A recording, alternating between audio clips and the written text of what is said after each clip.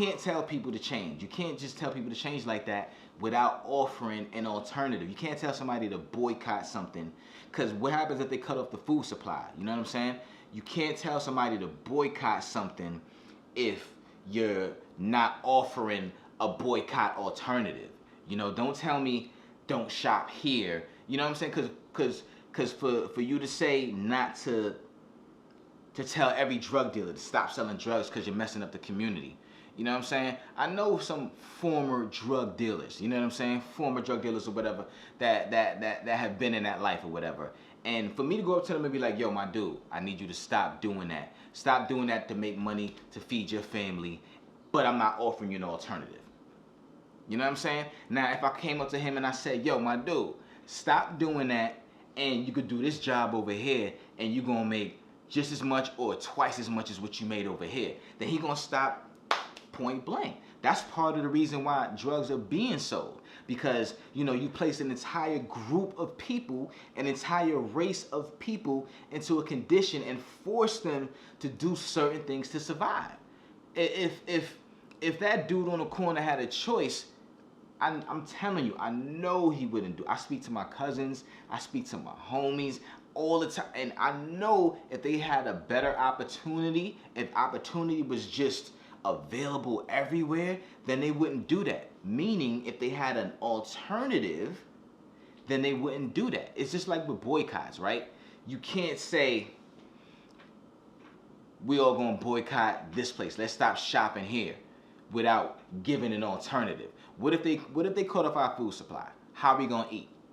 You know, they being the government. What if all major supermarkets just shut down? The government said we shutting down all major supermarkets and even all small supermarkets. How are we gonna eat without an alternative? You know what I'm saying? You can't tell a person that's riding the train to boycott the train when they ride the train to feed their family if you're not offering an alternative. If you're not saying, like, we're gonna carpool. Like, you know how they did back in the day with the whole boycotting the buses, when they were setting up carpools and things like that. People need an alternative. Just like you can't protest without having a goal in mind or having an agenda in mind. You can't just protest for protesting's sake. You got to protest for something. These are the demands that we want met, or we're going to raise hell. You got people just protesting for no reason. It's just not going to work. So we need alternatives. It makes the transition easier.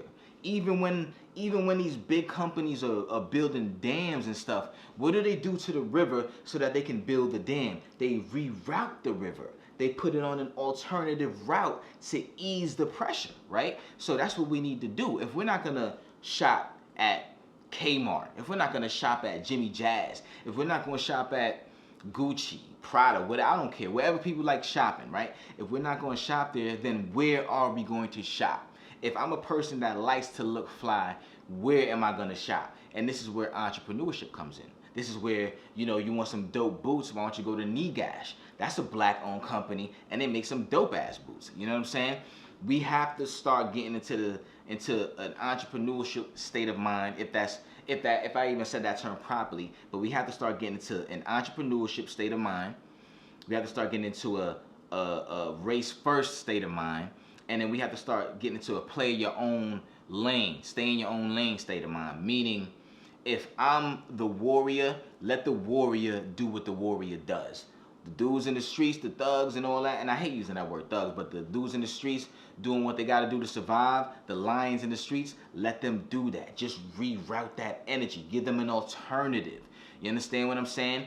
The people that love sports, that love to watch sports, you don't have to stop that. Build your own league. Everybody come together. Everybody from every hood come together and build our own league of dope-ass basketball players that we could come watch. Work your way up. You know what I'm saying? Even Smack. Look at Smack. Smack went from the street corner to building an industry in battle rap. You know what I'm saying? So follow that blueprint. There's order to things. There's a gestation period to things. You know what I'm saying? So if we can get that together and get to the point where we do have alternatives, and where we do have, you know, a space to create, and we do have these alternatives that we can go to, that way we can stop partaking in the system. And we have examples. Look at Black Wall Street. You know, they had their own police stations. You know what I'm saying? They had their own fire truck companies. They had their own bus station. You know what I'm saying? They had their own churches, which I don't really agree with the whole church thing, but they had their own churches. You know, schools, laundromats, restaurants. You know, they were self-sustaining. They didn't need to go anywhere. You know what I'm saying? I saw this interview one time with a Jewish guy, right? Your Orthodox Jew, right? You know, the white Jew with the curl coming down in the hat, right? And he was saying, when it's time for me to buy a TV, this is not verbatim. I don't even know if he was talking about a TV, but this is not verbatim. He was saying, when it's time for me to watch TV, or when it's time for me to purchase a new TV, he said, I know there's black people that own electronic stores that make perfectly good TVs. He said, I know that there's Chinese people, there's Spanish people that, they don't like being called Spanish, but there's people of Spanish descent, you know what I mean, that make great TVs or sell great TVs, but I'm going to go to that Jewish store. I'm going to make that extra effort because I want to keep that money in my community. When we can do that and get out this whole crab in the barrel mentality, that's when we'll move forward. That's when these boycotts will work. That's when people will stop selling drugs.